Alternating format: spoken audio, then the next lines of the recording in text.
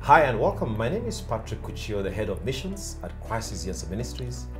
And today I am excited to meet a guest you surely want to meet as well. Well, Wahu Kagwi is professionally known by her mononym, Wahu. And she is a former fashion model, an actress, entrepreneur. She's a recipient of multiple awards: MTV Africa Music Awards, a Pearl of Africa Music Awards, Chaguo Latinis, Kisima Awards. The list is endless. In the acting industry, Wahu had a leading role in the TV series Tazama, a graduate of mathematics from the University of Nairobi. What a joy to have Wahu with us on CITAM Church Online. You really want to stay tuned to this engagement with Wahu.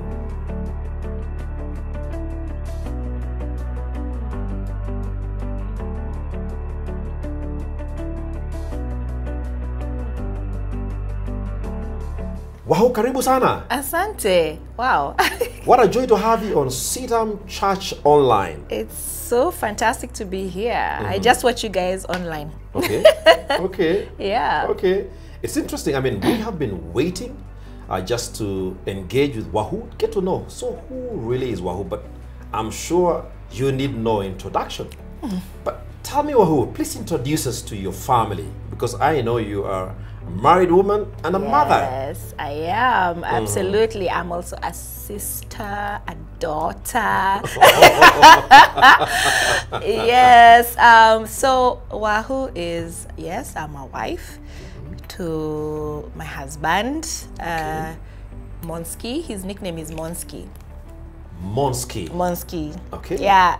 Okay, we'll come to Monski. We'll come to Monski in a few, right? So, yes. So that's my husband, and then I have two beautiful daughters, Tumiso, who is 12 years old, going 20, and I have Nyakeo, who is 5 years old, and going to 15. No, Hash is 5, going 6. Oh, 5 going 6. Okay. My pre-adolescent is the one we have conversations. So I'm like, you're not going. You're moving on to another. I can identify with you. You know what I'm saying? I have a 12-year-old and a 16-year-old. Okay. You know what I'm talking about. Yeah, so that's my family. But like I said, I'm a daughter. I'm the last born in a family of 5 kids. I have 2 brothers, 2 sisters.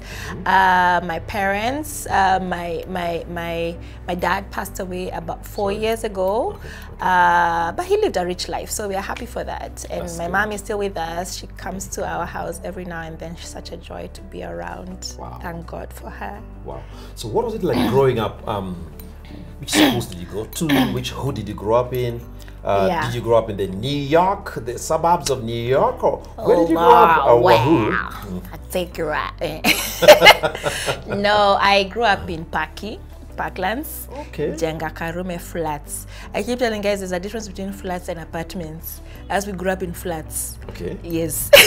Okay. So house number L6, it was fantastic growing up, because those were the days where kids actually used to play shake, play kati, blada, all those fun things. Yes. It was awesome. I was the last born, had 2 big brothers, so nobody could bully me too much, because if you tried, I'll tell on you to my brother. They loved God. That's one of the things when I look back. I grew up knowing God. I grew up knowing Jesus, and my big sisters. Is that right? Yeah. Okay. Yeah. So they were very instrumental in forming my decision. Okay. And so I thank God also, like my parents, like going to church was not an option. I found out for some people it was an option. I couldn't understand, like, how do you have a choice to not go to church? Yeah. So for us, it was a must. My dad was a very prayerful man. He always blessed us, always prayed for us. So was my mother. Amazing. So which schools did you go up? Because I know you ended up in Nairobi University. I did. Where you did your undergrad in mathematics, then also ended up doing a master's in communication, and now you're a consultant. I'm going to come to that in a few. Yes. But so which schools did you go to? I went to Hospital Hill Primary School. Hospital Hill? I did go to Hospital Hill now Primary School. Okay. I don't know what that means. But yes, and then I went to Precious Blood Rerouter. PB. PB. Come Yes, on now. yes. Okay. Sisi ndio wale Okay. wase. Okay. Yes. Maximum respect. Yes, and then This morning I was discussing PB chicks with my daughter as I was Watcha. driving her to school. Anyway. How? What? Okay. Good things. Good Okay. things. Good things. Good things. Yeah, so my insecurity came out. How? Okay. So I did go to PB. It was interesting, very competitive school, but I realize now, with the benefit of hindsight, this culture of hard work and putting your back into anything, I got it a lot from the 4 years I spent in PB. Yeah. Amazing. Yeah. Went on to do mathematics. Why mathematics? So I did math. I'll tell you what happened. So I passed, but I didn't pass enough to do medicine or law, those professional things. I mean, the way math was always Greek for me. I mean, I respect someone who could do math at university. I'm like, okay, bow down, maximum respect. I think math is really about what you decide in your mind. If you decide you're gonna get it, That's what they always say. it is. Oh, If really? you decide you're gonna get it, you will get it. So for me, I made my initial path, because I got a bit thrown off when I didn't pass enough to do. I wanted to do pharmacy, but thank God I did not. I thank God that God is God and He's on the throne. Yes, because yes. I would not be doing my heart's passion right now. So I didn't pass enough. I got enough to just get into college, and I was a bit confused. I thought, okay, let me do what works easier, which is math. And then at that point, I thought, let me see if I can get into actuarial science, which I thank God again that I didn't do, because I would not have been happy. You know, I keep telling people, you have to enjoy what you do. You must. Precisely. You know? So sometimes, and I always advise young people, one of the ways to know what God's desire is for you is to find what makes you happy. And leaves you fulfilled. And leaves you fulfilled. Follow that. Yeah. Profound. Yeah. Profound. So then you do communications later. Then I do communications later as my master's. Okay. And I'll tell you why. I always, as a young girl, I remember I would sit and watch commercials and correct the commercial. I'm like, is this guy really targeting me as a young person? Is this Weetabix commercial or whatever it is? Your producers must have a really hard time, Wahu. Yeah, well, I do have an eye for that, and my husband and I did go ahead and open a production company. Then we do that sort of thing, and so I knew that it's within communication that I enjoy coming up with strategies, advising brands how to move from one step to the other, and even as a musician, we are communicators. You're right. Whether you're a communicator, I am. So you send consultancy to pastors? Yeah, you know. Okay. We'll talk about that. Yes. So going about to the next subject about Monski, your husband. Yes, what does it feel like to be married to Monski? I mean, this celeb. Please introduce us to him, and what is it like? My husband is the coolest guy ever, if I may say so myself. He's you agree? Yes, yes. He's not a celeb to me. Yeah. We've known each other since Kitambo. Like I think before we got married, we dated for 7 years. 7 years dating. 7 years dating, 13 years marriage. 20 years. All my life, yes. Okay. Yes, so he must be really cool. He is. He's very slow to anger, which is something that I really appreciate. He listens. He's funny. He has a sense of humor from here to heaven. And then he's sharp. Yes. It's very important. Are we talking about the same person, nameless? Nameless. Okay. Yes. Very sharp and of course very handsome. He is hot. Yes. Hot. I love his passion. I love his energy. Yes. I mean, he's quite the performer. He's amazing at performing. I look sometimes, I step back, I'm like, is it that his wife that I think he's so good, or what do people say? And then I look outside and I realize everybody is in agreement. He's an amazing performer. He has understood how to communicate his brand to people, which is very important for musicians to know how to do that. Otherwise, you will not have a lot of success. But he's also a fantastic father. These are, you know, he will be there. He's there for his girls.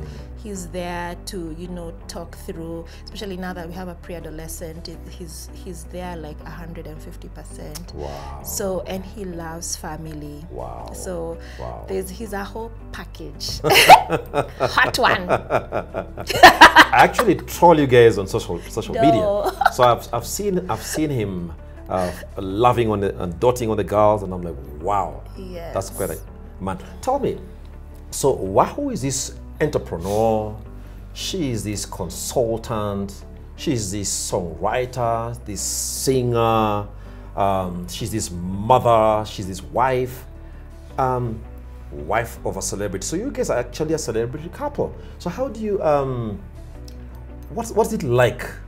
What would you say is the secret to just living a normal life? Because I'm like, how do you cope with all those roles and responsibilities? Wahoo! I'll tell you what, Percy. I think we never started off imagining that we are going to be celebrities. Oh, really? You didn't like plan 5-10 year strategy? I'm gonna be a celebrity. No, I didn't. Yeah. Yes. Okay. And neither did he. We met when we were young, and we just had common passions. I saw your throwback photos the other day. Oh, they are horrible. But yeah, we met when we were young, and we just had, you know, like when people date, they date because they have stuff in common. Yeah. They have stuff that they enjoy to do together, and music was one of the things that we enjoyed. I'd listen to his stuff, he'd listen to mine, and we were just sort of going with it, like just wanna enjoy. So we never imagined that we would end up being celebrities. Yes. It's sort of, we were just going to live life like everybody else. So it never comes up as a thing. Okay. With us, like celeb or not, you'd still be my husband, I'd still be your wife, which was always the plan. And we adjusted as we went. Like, okay, we have this thing that now we have to look at. Let's look at it, And then with everything else that I do, my work that I do right now, I'm working for Kenya Private Sector Alliance. KEPSA, yes. I'm running the social arm, the foundation. Okay. And it's such a joy to do it. Wow. Because that's social impact. Yes. I do run a business. I have a salon, and with my music, I believe that any one human being is multifaceted. You know, we need to not think that you can only do one thing. So let's quit this linear thinking and approach to life. Yes, yeah, we have to stop being so linear and saying this is all I can do, I don't have time for anything else. I think that's a lie from the devil, and I think it's a design to keep us away from God's desire for us. You know, because He's given us, God has given us so many different strengths. Yes. And abilities, and inside those strengths and abilities is our happiness. Absolutely. Our financial stability. Absolutely. And our purpose, really, ultimately, in everything. So for me, I'm always tuned into what do I feel else that I'm drawn to, not where is the money. Yes. It's what do I feel drawn towards? Exactly. Wow. Yes. Wow. And therein lies your purpose, therein lies your fulfillment, therein lies your pursuit. Wow. Yeah. Wow. Absolutely. Because I feel, you know, and I always tell this to young people. Yes. That the most important thing is to do the thing that God designed you to do. Because it's like a machine. I like to use the example of a washing machine. Say pick whichever brand it may be.